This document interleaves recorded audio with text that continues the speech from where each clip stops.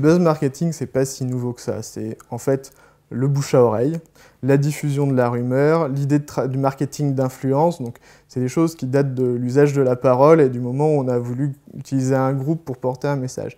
Ce qui change aujourd'hui, c'est qu'avec Internet, on peut démultiplier la puissance de l'outil et essayer de toucher des masses de manière beaucoup plus grande.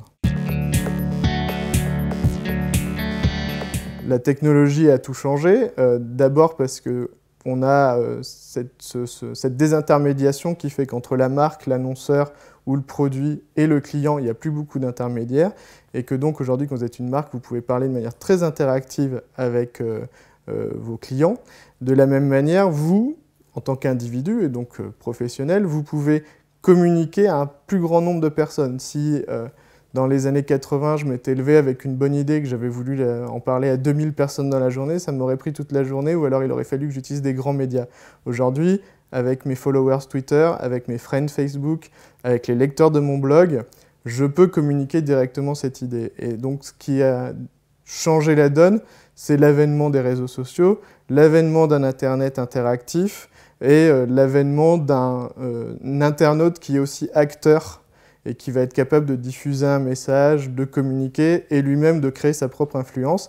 Là où avant on cherchait quelques stars, le président d'une association de consommateurs, aujourd'hui on ne sait pas qui peut être l'influenceur de demain pour sa propre marque. Le buzz marketing, c'est bien pour les petits budgets, c'est bien pour les grands budgets. Pour les petits budgets, ce que ça apporte, c'est que si l'idée est bonne, il y a des chances que ça buzz. C'est pas forcé, c'est-à-dire qu'on ne peut pas se contenter de se dire « j'ai quelque chose qui est soit choquant ou extrêmement nouveau et je vais me le mettre sur Internet et ça va buzzer ». Il faut se servir de fusée porteuse. Et c'est là où le professionnel du marketing doit réfléchir à la manière dont il va mettre en place son buzz. Il doit scénariser, il doit trouver à qui il va parler, comment il va communiquer dessus, quelle histoire il va raconter et comment il va le faire vivre. Donc ça, c'est important. Mais quand on a un petit budget, on n'est pas obligé de ne pas avoir d'idée. Donc ça, c'est faisable. Ensuite, on s'est rendu compte que, oui, si on passe par une grande agence, je pense par exemple à la campagne Evian ou à la campagne Tipex, il y a de l'argent derrière, parce que en termes de réalisation, c'est absolument génial. Par contre, si on prend des dispositifs un peu plus idiots, alors l'exemple n'est pas excellent parce qu'ils l'ont passé au Super Bowl, mais si je prends la campagne Waza de Budweiser, ce qui marche, c'est que les gars ont l'air débiles et qui font « Waza !» Et ça, il suffit d'avoir l'idée, à un moment, ça prend. Donc, une bonne idée, ça peut fonctionner, et quand on connaît bien ces influenceurs, ça peut prendre même quand on n'a pas beaucoup d'argent.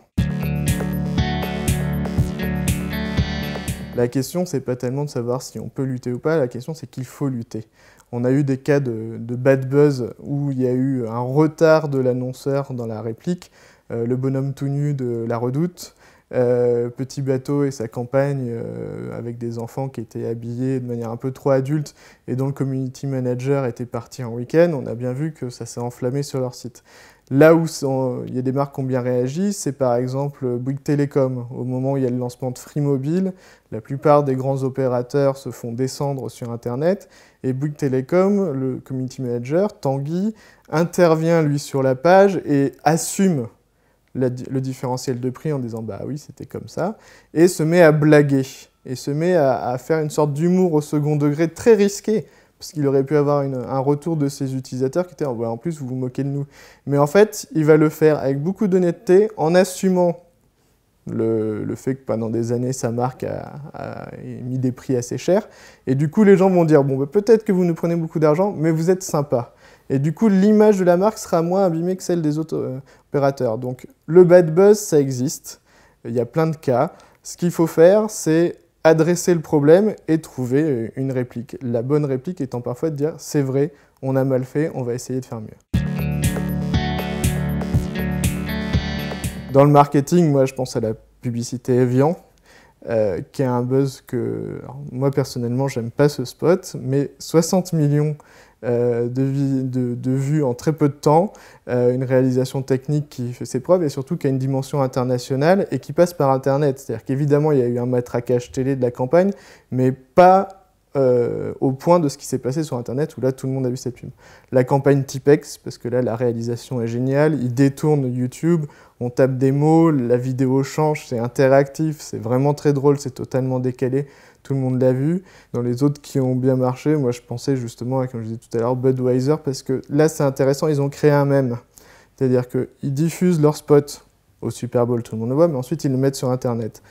Ça crée du buzz, et à partir de là, d'autres marques, d'autres comiques, d'autres acteurs reprennent la chose, et du coup, la campagne sort de son cadre pour devenir autre chose. Là où il faut faire attention, c'est quand on crée un buzz tellement fort que tout le monde connaît le buzz. Comment on connaît le film, mais personne ne connaît le produit. Pour réussir son buzz, premier point, avoir une bonne idée, avoir quelque chose à dire. C'est beaucoup plus important que cette idée qu'il faudrait choquer, absolument. On l'a vu d'ailleurs avec les campagnes de buzz que voulait lancer la prévention routière. C'est pas parce qu'on montre des choses atroces qu'on va créer du buzz, parfois on va créer un rejet. Donc avoir une bonne idée, comprendre à qui on va parler. C'est très mauvais quand vous avez un annonceur qui ne comprend pas la cible jeune, qui passe par une agence qui la comprend pas très bien et que sous une sorte de jeunisme, type la dernière campagne de la Poste par exemple, on essaye de diffuser un message pour qu'il buzz et qu'en fait les jeunes disent mais qu'est-ce que c'est que ce truc, ça ne nous ressemble pas, ça ne nous fait pas rire et ça nous caricature et on rejette. Donc avoir la bonne idée, bien comprendre sa cible et ensuite réfléchir sur le budget qui va permettre de le lancer. Où est-ce qu'on pose l'élément de buzz pour qu'il démarre?